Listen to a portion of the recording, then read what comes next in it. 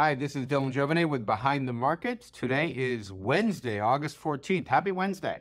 There's so much to talk about, but one of the things that's been on my mind has been, I read an article on Bloomberg last week called The $1 Trillion Problem Hiding in the Housing Market.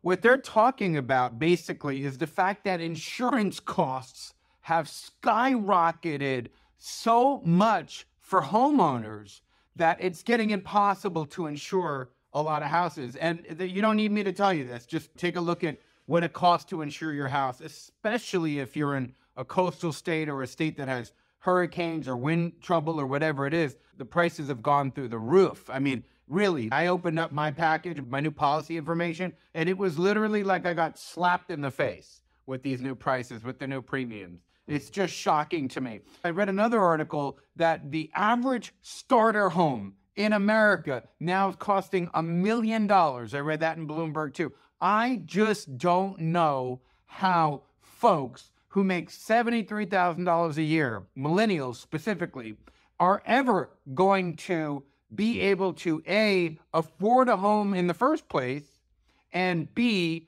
insure said home if and when they buy it. So what does it mean when people start dropping their insurance, when the insurance rises this much? Ultimately, let's play the tape on what that looks like. Ultimately, what this means is that homes are going to be underinsured, right? Homes, let's say in Florida, which is a state I call home now, they're going to be underinsured.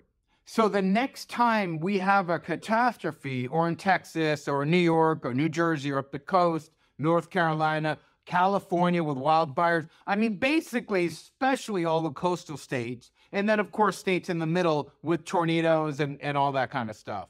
They're going to be underinsured.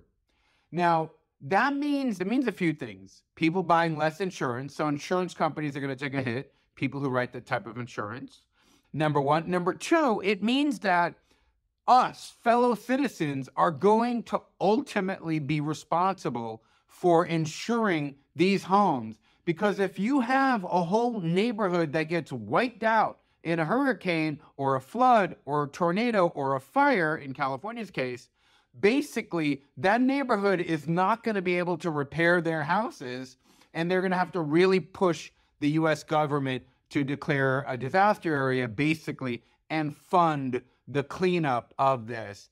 And, this really marches back to the government spending. This is really another knock-on effect of government spending. Remember, it's easy to call one party out or another party out for spending $11 trillion in the past 4 years.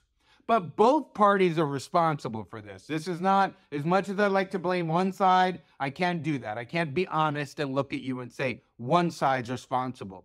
But they sent all these checks to people during COVID. They spent all this money on infrastructure. And basically, this inflation happens basically a year after the spending. Essentially, a year after the spending. Initially, inflation happens. People start buying cars. They start buying all these things. But in the following year, prices of those cars and everything go up.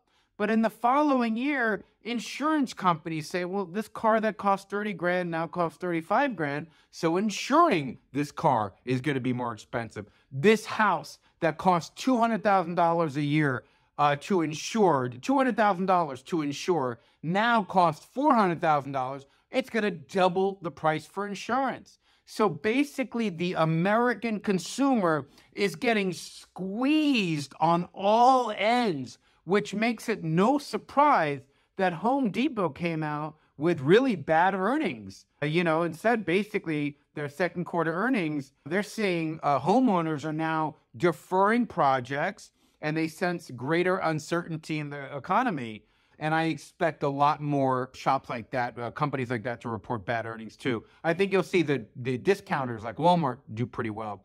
But basically, you are watching the American consumer get squeezed away from luxury projects, which is why Starbucks reported bad earnings, Home Depot reported bad earnings, and the PPI came out yesterday, which is showing, again, weaker stuff. But today, we have the consumer price index that's coming out, and we will see if that confirms the weakness that we've seen in the consumer.